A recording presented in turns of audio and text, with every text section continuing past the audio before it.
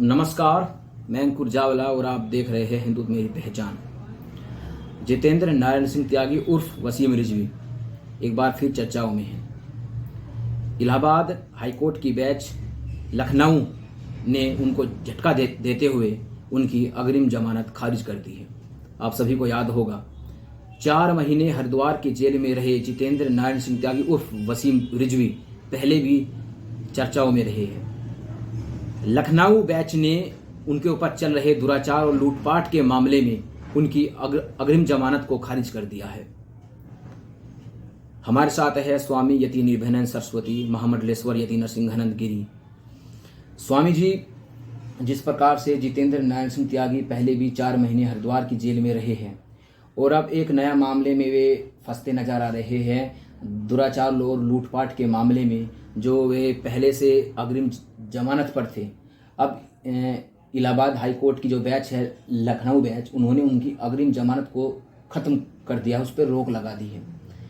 आप इस पर क्या कहेंगे? महादेव के चरणों में नमन करते हुए अपने गुरुवर यति नरसिंहानंद गिरी महाराज जी के चरणों में दंडवत प्रणाम करते हुए मैं यति निर्भयानंद सरस्वती, देखिए अंकुर जी, जब से मुस्लिम यानी कि इस्लाम धर्म को छोड़कर जब से सनातन धर्म में घर वापसी वसीम रिजवी यानी कि अब जो नाम है उनका वो जितेंद्र नारायण त्यागी हैं, आए हैं सनातन धर्म में, तब से उनके ऊपर इन जिहादियों ने, इन विधर्मियों ने तरह तरह के जगह जगह षड्यंत्र के तहत उस पर मुकदमा दर्ज करवा रहे हैं। जैसा कि आपने देखा है कि एक छोटी सी धारा के अंदर जिसकी जमानत एक थाने से हो जाना चाहिए था और जो थाने से नहीं हुआ, लोअर कोर्ट से नहीं हुआ, सेशन कोर्ट से नहीं हुआ, डिस्ट्रिक्ट कोर्ट से नहीं हुआ, उसके बाद नैनीताल हाई कोर्ट से नहीं हुआ, तब जाके जितेंद्र नारायण त्यागी जी को जमानत जो है वहां से मिली थी। कहाँ से? सुप्रीम कोर्ट से, दिल्ली सुप्रीम कोर्ट से। और सुप्रीम कोर्ट से भी जमानत मिलने के बाद उसके जमानत जब मिला था तो उसमें इतने सारे शर्त रख दिए थे, वो कहीं सार्वजनिक सभा में नहीं जा सकते, हमारे गुरुवर महामंडलेश्वर नरसिंहानंद जी से नहीं मिल सकते और किसी साधु संत से नहीं मिल सकते, किसी प्रकार के आप भाषण नहीं दे सकते, कोई धार्मिक बयान नहीं दे सकते। इस तरह से चारों तरफ से घेर कर जितेंद्र नारायण त्यागी जी को एक बहुत शर्तों के भर्मजाल में दे करके उन्हें जो है जमानत मिली थी।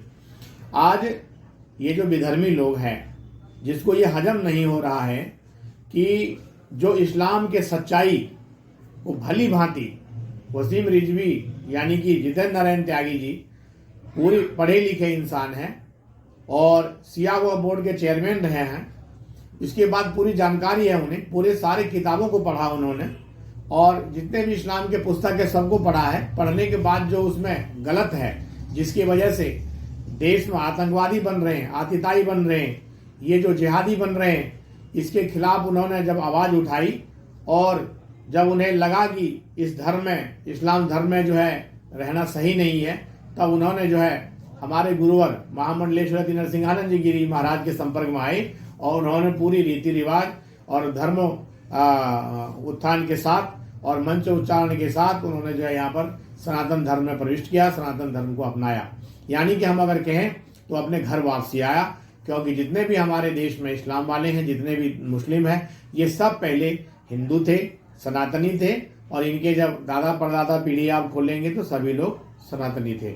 लेकिन आज ये लोग इतना कट्टर हो गए हैं, इतना एक पुस्तक को पढ़कर इतना कट्टर हो गए कि अपने भाई को, अपने खानदान के लोगों के जो है उनके साथ जो है बर्बरता करने में, उनके साथ कोई भी तरह की घटना करने में कोई भी तरह से बाज नहीं आती है।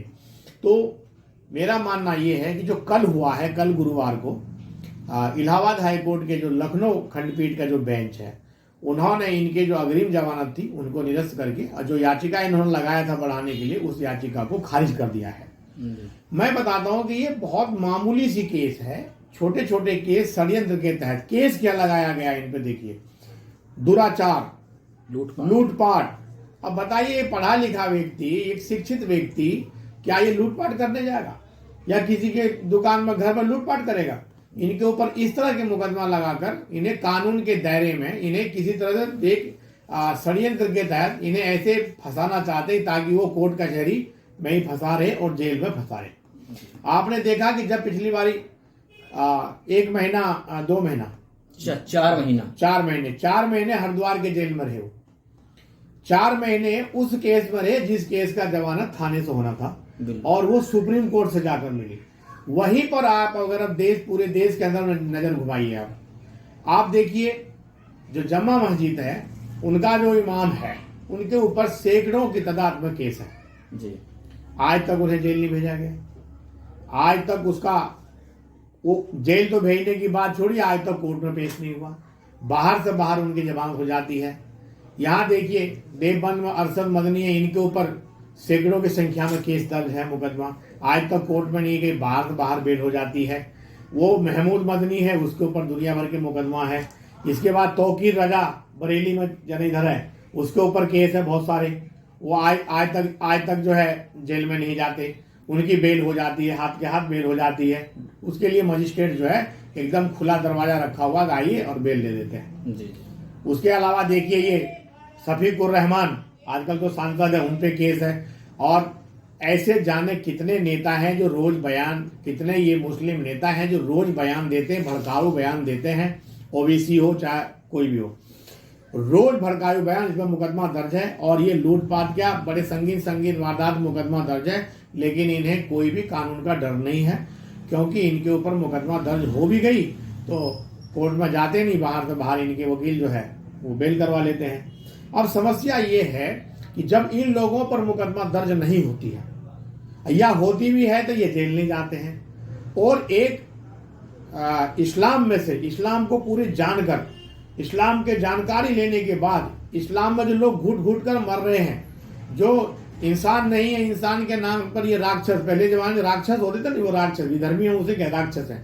जहां पर महिलाओं के सम्मान नहीं, जहां पर आदमी के सम्मान नहीं, जहां पर बेटियों की सम्मान नहीं है, जहां पर इंसानियत सुरक्षित नहीं है, अगर उनको पूरी तरह से पढ़ के और ज्ञान लेके उनके बाद जब वो सनातन धर्म में घर वापसी आ जाते हैं तो उनके ऊपर तरह तरह के मुकदमा षड्यंत्र के तहत दर्ज करवाते हैं, उन्हें जेल में ठूस देते हैं, फिर बेल नहीं होने देते हैं और तरह तरह के आए दिन रोज उसके ऊपर मुकदमा दर्ज करवाए जा रहे हैं। तो ये तो साफ दिख रहा है, ये इसलिए किया जा रहा है वसीम रिजवी, जितेंद्र नारायण त्यागी जी के ऊपर कि कोई भी मुसलमान अगर इस्लाम को छोड़कर और इस्लाम के हकीकत को जानकर छोड़कर अगर वो दम घुट रहा है, छोड़कर आना चाहता है, सनातन में अपना घर वापसी आना चाहता है, तो डर के मारे इसलिए ना आए, उनके अंदर इतना खौफ, इतना भय पैदा कर दिया जाता है कि वो सनातन में वापिस न जाए, क्योंकि सनातन में वापिस जाएगा धीरे धीरे जो सच्चाई जान चुके वो सनातन में वापिस आएंगे। तो उनको इतना डरा दो, इतना धमका दो, इतना दहशत में कर दो कि वो न आ सके सनातन में वापसी। इसलिए जितेंद्र नारायण त्यागी के ऊपर तरह तरह के जो है उत्पीड़न, तरह तरह के मुकदमा दर्ज, तरह तरह के जितना भी हो सकता है इन्हें फंसाने के लिए ये कार्य विधर्मी लोग कर रहे हैं जी। लेकिन स्वामी जी, जितेंद्र नारायण सिंह त्यागी के ऊपर आरोप था कि जब उन्होंने सनातन धर्म में वापसी की तो उनके ऊपर सिया वक्फ बोर्ड के जो पूर्व जो अध्यक्ष थे उनके ऊपर भी ये बताते काफी सारे केस थे, काफी मामलों में वे आरोपी साबित थे सिया वक्फ बोर्ड की ओर से, और इसीलिए उन्होंने सनातन धर्म में वापसी की। ये लोग उनके ऊपर आरोप लगाते हैं। और अभी जिस मामले में उनकी जमानत अर्जी खारिज हुई है, ये खबर आ रही है कि 2021 का वो पूरा मामला है जिसकी में अभी जमानत अर्जी खारिज हुई है। नहीं देखिए, चलिए सिया वक्फ बोर्ड के चेयरमैन थे, उस समय मुकदमा दर्ज हुआ था जी। तो उस समय जब तक वो सनातन धर्म में वापिस नहीं आए थे, उससे पहले उसकी गिरफ्तारी क्यों नहीं हुई थी भाई? उससे पहले गिरफ्तारी तो नहीं हुई। अगर मैं मानता हूँ पुराना केस है उस पर, चलिए पुराना केस है, तो मैं कह रहा हूँ जब तक वो सनातन धर्म में घर वापसी नहीं किए थे तब तक उसके बाद ही उनको जो है उनमें गिरफ्तारी शुरू क्यों हुआ।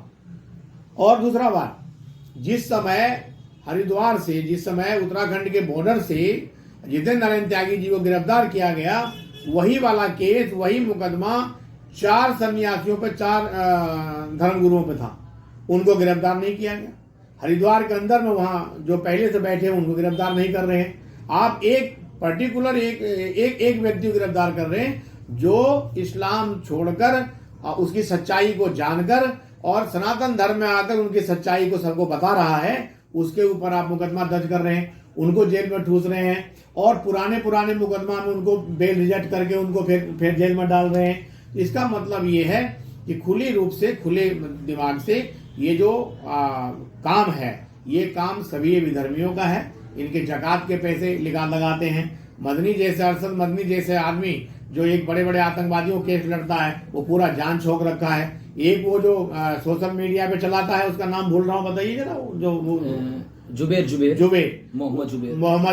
मोहम्मद जुबेर जो है, ये जो हमारे हिंदू धर्म गुरु हैं, उनकी जो काट छांट करके वीडियो बना के वहां भेजता है।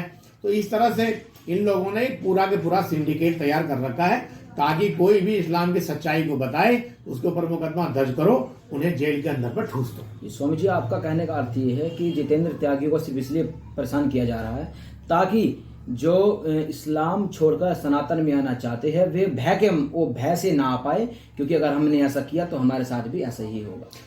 बिल्कुल। आप देखिए कि इस्लाम में से कितने लोग हैं जो वहां घुट कर रह रहे हैं और डर के मारे रह रहे हैं वहां पर, कि अगर मैं जाऊंगा घर वापसी सनातन में जाऊंगा तो मेरे साथ ये लोग पता नहीं क्या कर देगा, है ना। सिर कलम करने की धमकियां दे देते हैं, ये उनके बहू बेटी किडनैप करने की धमकियां दे देते हैं और इस तरह से डर के मारे नहीं आ रहे। और लेकिन मैं तो जितेंद्र नारायण त्यागी को साधुवाद देता हूँ, बहुत बहुत धन्यवाद करता हूँ कि इन्होंने एक जो झूठी पुलिंदा की किताब है उनके, जिसके ऊपर से ये राज करना चाहते हैं विश्व में, उस किताब को पढ़ के उनकी मानसिकता से जो लोग बाग जिहादी बन रहे हैं, उसका बहुत सारे आयतें उसमें से निकाला है और उसके जो बहुत सारे लोगों के सामने लाया है और लोग इसको जानने भी लगे हैं। और इसीलिए आपने देखा होगा कि आज के डेट में सैकड़ों की संख्या में एक्स मुस्लिम है।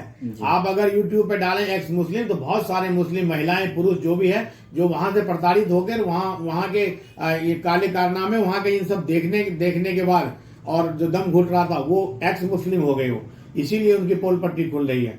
तो मैं इसमें जितेंद्र नारायण त्यागी को यही धन्यवाद करता हूँ। बहुत बड़ा हौसला है और अपने हौसले के साथ बहुत बड़ा जिगर है इनका और इससे सच्चाई के सामना कर रहे हैं और सनातन धर्म में तो आ गए हैं। सनातन धर्म में उसका तो बहुत बहुत स्वागत है और सनातनी उनके साथ भी है, कंधा से कंधा मिलाकर, जैसे आप देख रहे हैं।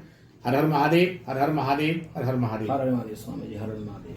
हमारे साथ थे स्वामी यति निर्भयानंद सरस्वती, शिष्य महामंडलेश्वर यति नरसिंहानंद गिरी महाराज जी। आप सभी से मैं बस एक बात कहना चाहूँगा, इस वीडियो को अधिक से अधिक आप शेयर कीजिए ताकि हर सनातन हिंदू तक ये जो महत्वपूर्ण जो खबर निकल कर आ रही है, ये हर उस सनातनी हिंदू तक पहुँचे जो जानने में इच्छुक हैं कि आखिरकार जितेंद्र नारायण सिंह त्यागी अभी किस हालत में है और उनके साथ क्या हो रहा है। मैं अंकुर चावला, हिंदुत्व मेरी पहचान से। जय हिंद, जय भारत, वंदे मातरम। जय हिंद।